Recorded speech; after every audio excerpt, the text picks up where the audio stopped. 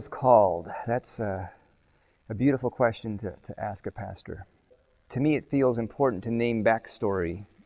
I was raised in the United Methodist Church, and my upbringing was influenced by a mainline liberal Protestant denomination in Sunday school and vacation Bible school and church summer camps and things. It was not an over-the-top smothering kind of thing where I felt like I had to do it, but it was attractive enough and compelling enough that I pretty much stuck with it. Sometimes it was just because there were cute girls in the youth group, but there were sometimes more interesting reasons than that. And as I lived life, I sort of found myself pulling away from the church, pretty common for young adults to do. And then I started having a few mystical experiences where I sensed the oneness of all that is, my role in it, that, okay, I am actually in God. This is the reality. There is no separation.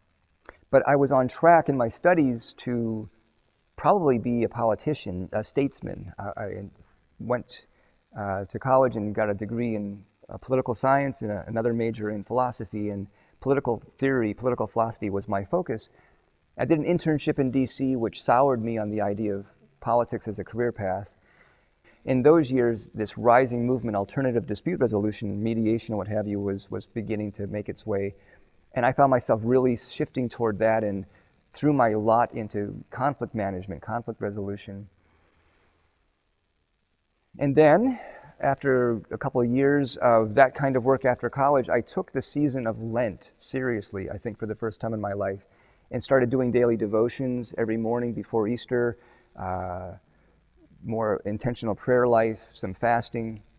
In the midst of that Lent, of that year, there was a night where I couldn't sleep.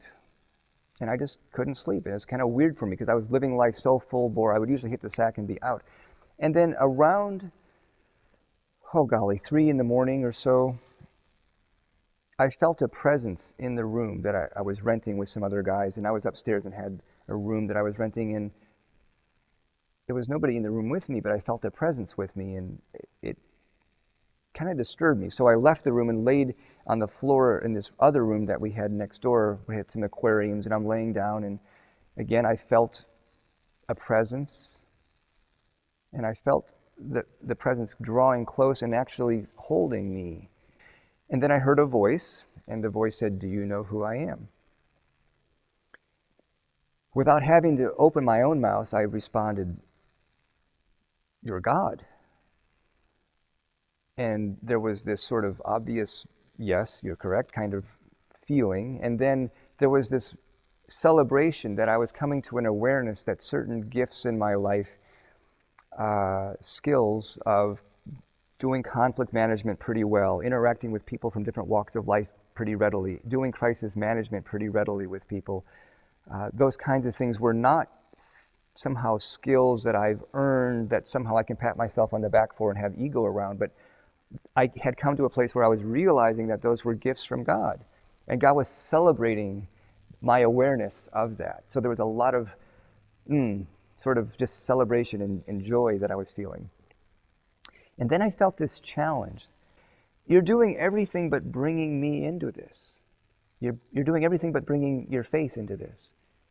Bring me into this. Bring faith into this. And I was stunned by what I was experiencing, and I said yes.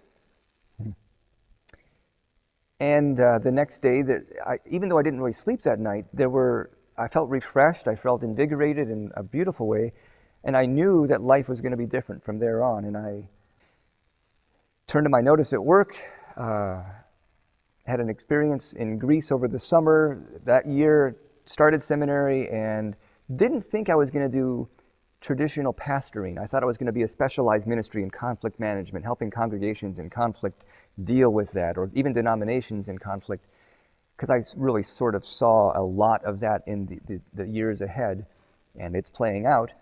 And more it became clear that this kind of traditional ministry, conventional ministry, works for me, and I can do this, and there's plenty of conflict to work with in any given day. And so that's the story of the call. Yeah.